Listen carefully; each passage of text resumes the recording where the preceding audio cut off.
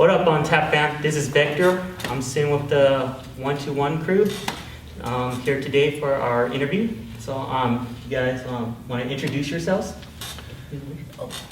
My name is Bishop, repping Boogie Maddox crew, also the 1212 fam.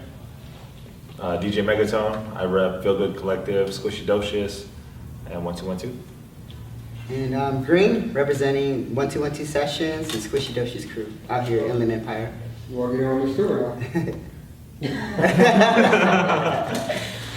So awesome. So basically, what's the idea behind 1212? How did it get created? It started with just noticing a void here in the IE. When I first started DJing, we had a home for hip hop, and I felt like we kind of lost touch with it, and we needed something. We needed another home. We needed something to call home. A lot of our friends and our b-boy crew and just the dancers we know, are always going out to LA, OC, everywhere else. But we don't have a home. We have so much talent, but we don't have a home here. Right. And so we just wanted somewhere so we can call home. And it started out just we just wanted a b-boy session, initially, but then we wanted to open the doors for everybody. And we wanted to make a little bit more than just a session. We wanted to involve music, by having live DJ the whole time during the session. Not just playing the iPod or anything like that. Just get a real feel of actual jam. While you're practicing. So that's the way things got started. We just. We started out as just a session, and now we're doing more things, opening up opportunities for a lot of people out here, and not just here. We're expanding and just kind of spreading our message and our vibe everywhere. Oh, sweet. That's what's up. So it's pretty much like trying to venture off like other cities as well, like within the IE. Yeah, exactly. Like pretty much just trying to make it aware and not just available to like Los Angeles. Yeah, exactly. We're just trying to if we're not necessarily trying to put our name on everything. It's more just even inspiring is enough too.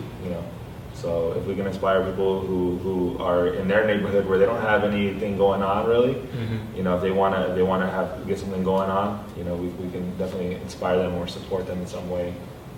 So that's how we work. Oh, sweet. And that's like one of the reasons, like, it seemed like I want to say like either last Sunday, like on your guys' Instagram, like, promoting like, more, like you guys wanted to expand your team as well as far as like the creativity. Yeah, definitely. We're trying to open up opportunities for everybody get their art out somehow, whether they're a dancer, they're some kind of artist, DJ, whatever it might be, so. Oh, sweet. So, what made you guys get into the hip hop culture? I'm pretty sure everybody has like a story. I can kind of start off with mine. For me, I've always seen like, just on movies, it was like Beat Street, of course, like breaking. But it was nothing like, it was just something I appreciated when I see it, but it's not till like I was in middle school. And I was like this huge like wallflower just hanging back there, and I saw like a circle break off, and I just ran, and I was like, what's going on? And that's the first time I experienced breaking, and it was just one of those things that instantly is like, I needed to know how to do this, and it basically started off there, just trying to learn as much as I can. I mean, obviously there was no YouTube back then, right. So it was just kind of hunting down like these dancers and trying to see where they practice at and how they learn the moves. And for me, it just kind of slowly evolved. Once I got more into like the culture, I really started experimenting with all the elements. MC, just messing around, graffiti, DJing. But my strongest element, the one that I really pursued, was breaking. And I mean, I'm 31 now. You know, that was like back when I was 14. So Oh, wow. you know, it's definitely been a long and dope journey. You know, through hip hop. So I mean, that's just kind of my story, my short version. Yeah. You know? Yeah, for me, I kind of just grew up with it, you know. I had all my family was into hip hop, you know. My uncles, you know, my mom even like, you know, hip hop music, and so it was always around, you know. But it was when I like was as far as DJing, you know, when I seen movies like Juice, you know, and I seen the infamous battle scene, you know, I was like, okay, that's something I want to do, you know. And it didn't, that really didn't, it didn't really seem real to me until I seen, you know, a cousin of mine, he was DJing, and I seen it in person, and I was like, oh, okay, so this could happen, you know. So yeah, like when it came time, like around toward the end of high school, I started you know, saving up for some equipment, and picked it up, and yeah, I was definitely, you know, inspired by a lot of people that were around at that time. But yeah, just started DJing. Well, my story is kind of crazy because when I got inspired by like breaking and Beat Street, but when I really got exposed to popping and breaking was an assembly out in Cat City High School, which is in the Coachella Valley. And I saw this dude, his name was Mystical Popper, we know him by Art.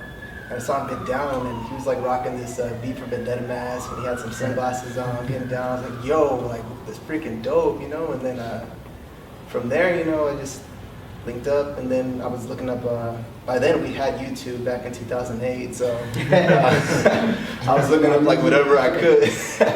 I was looking up like stuff like Rocksteady Crew, Mr. Wiggles, just kind of just learn the history of like the dance.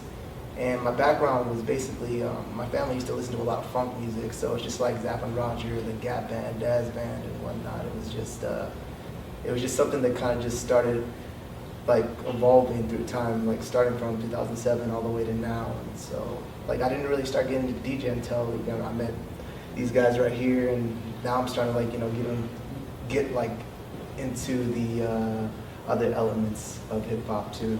So yeah. And like going into that, like how did you guys like all linked up? Like, was it just like through like just meeting each other through shows, or like just like through out and about? Well, I remember I met Carlos at this jam called Cypher Hero, and that was like the first time I met, like, kind of I got expanded in the scene here in Riverside. But yeah, just from that I got inspired without even knowing Johnny yet, but I got inspired from that. And then from there I started like doing things like, I started like an IE popping session with Brian Park, which Carlos set up because Brian had always been the spot, you know, for just dancers to get down. So it's like, I think we had all been like kind of, you know, coordinating stuff on our own thing, but it took us a while to actually just coordinate and just put the whole 1-2-1-2 session together, you know. But I mean, yeah. Yeah, like he and I are in a b-boy crew together, Squishy Docious crew, out of Inland Empire, and yeah, our crew, you know, spread out amongst the IE, and yeah, you know, we always just want to do more than just our element, you know, always just community builders, and so, you know, me, I never felt it was enough to DJ him. It was never enough just to dance. You know, he's always kind of just been like, you know what, I need everybody to experience this because we're very excited about it. You know, so yeah, that's how we're that's why we do this. Yeah, yeah, and I think that's like the same with him too. You know, we're just all trying to do a little bit extra just to get everybody, you know, to experience it. Oh, awesome. And so it's pretty much like what you said, like it's not just about like b-boy and breaking, as far as like it's just educating like the other elements as well too. Right. Cool.